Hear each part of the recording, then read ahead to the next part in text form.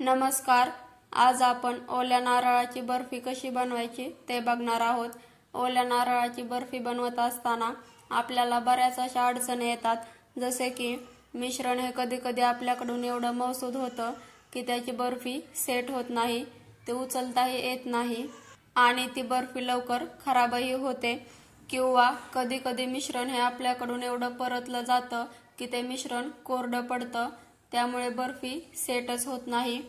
त्यामुळे बर्फी बनवण्यासाठी परफेक्ट मिश्रण कसं ओळखायचं ते मी इथं तुम्हाला सांगितलेलं आहे. यासाठी इथं मी मध्यम आकाराचा नारळ फोडून घेतलेला होता आणि नारळाच्या मागचं जे कवच असतं ते मी काढून घेतलेलं आहे. आता याचे आपण बारीक बारीक तुकडे करून घेऊया. तुम्ही हा नारळ किसणीने किसून देखील घेऊ शकता. तुम्ही इथं बघू शकता मी या नारळाचे पातळ असे तुकडे करून घेतलेले आहेत. आता याला आपण मिक्सर मध्ये वाटून घेऊया.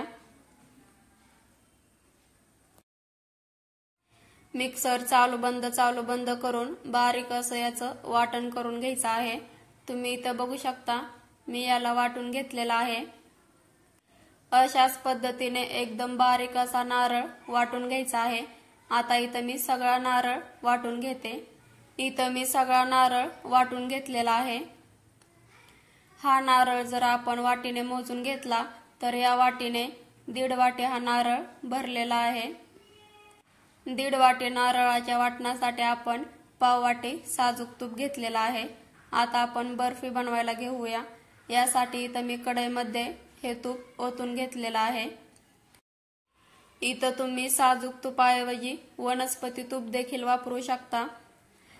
तूप वितळले की आपण यामध्ये नारळाचे वाटण टाकून घ्यायचे आहे आणि याला 2 ते 3 मिनिट आपण परतून घ्यायचं आहे तुपामध्ये. खास म्हणजे साखरेचा पाक न करता आपण ही बर्फी बनवत आहोत. 2 मिनिट हे नारळाचे वाटण या तुपामध्ये भाजले की आपण यामध्ये साखर टाकून घ्यायची आहे. 1.5 वाटी नारळाच्या वाटणासाठी आपण इथं 1 वाटी साखर वापरणार आहोत.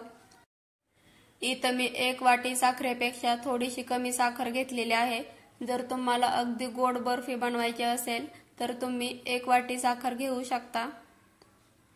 आता ही साखर आपण या मिश्रणामध्ये टाकून याला 4 ते 5 मिनिट परतून घ्यायचं आहे.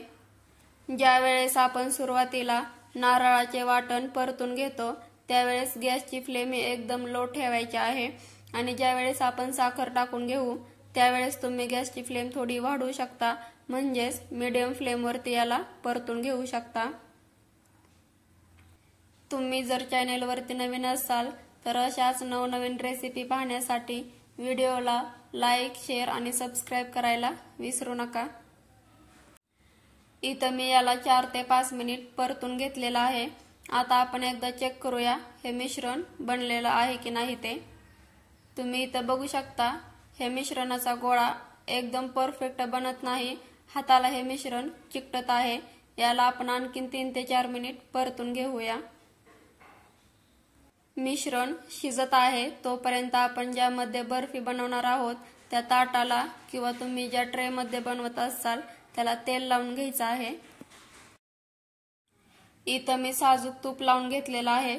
तुम्ही तूप लावून घेऊ शकता किंवा तेल देखील लावून घेऊ शकता. जर आपण ताटाला किंवा ट्रेला तेल लावून घेतलं तर ती बर्फी खाली चिकटत नाही, सहज त्या भांड्यापासून वेगळी होते. हे मिश्रण मी आणखीन 3 ते 4 मिनिट परतून घेतलेलं आहे. आता आणखीन एकदा आपण चेक करूया हे मिश्रण तयार आहे की नाही ते. तुम्ही इथं बघू शकता हे मिश्रण हाताला अजिबात चिकटत नाही आणि याचा सहज गोळा तयार होतोय. असंच मिश्रण तुम्हाला देखील बनवून घ्यायचं आहे, त्यामुळे बर्फी आपली एकदम परफेक्ट तयार होते. आता आपण हे मिश्रण या ताटामध्ये ओतून घेऊया.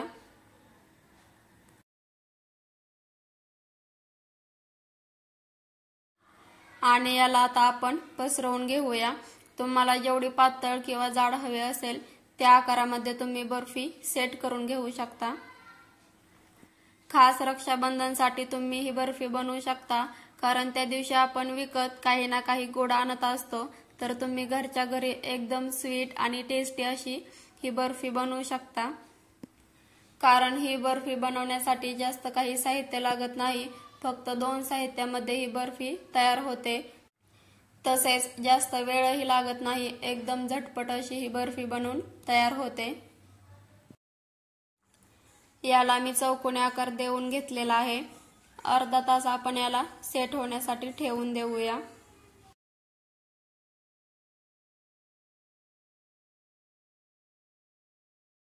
अर्ध्या तासानंतर तुम्ही इथं बघू शकता बर्फी मस्त अशी सेट झालेली आहे।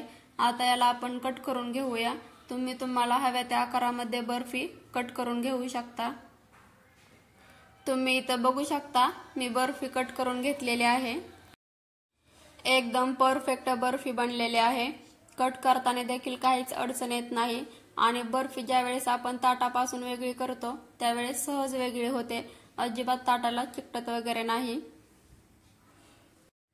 इथं मी तुम्हाला किती नारळाचं वाटण घेतल्यावरती किती साखर घ्यायची किंवा किती तूप घ्यायचं हे सगळं प्रमाण योग्य सांगितलेलं आहे। तसेच बर्फी बनवण्यासाठी मिश्रण कसं ओळखायचं ते देखील इथं मी तुम्हाला सांगितलेलं आहे। त्यामुळे तुम्ही घरी नक्की बर्फी बनवा। ओल्या नारळाची बिना पाक करता बर्फी बनवायची माझी ही पद्धत तुम्हाला कशी वाटली ते कॉमेंटमध्ये नक्की सांगा। तुम्ही ही घरी नक्की बनवा। इथं एक बर्फी मी तुम्हाला ओपन करून दाखवते। तुम्ही इथं बघू शकता आतमधून सुद्धा किती खुसखुशीत बनलेली आहे। चला तर मग भेटूया अशाच एखाद्या मस्त रेसिपी सोबत।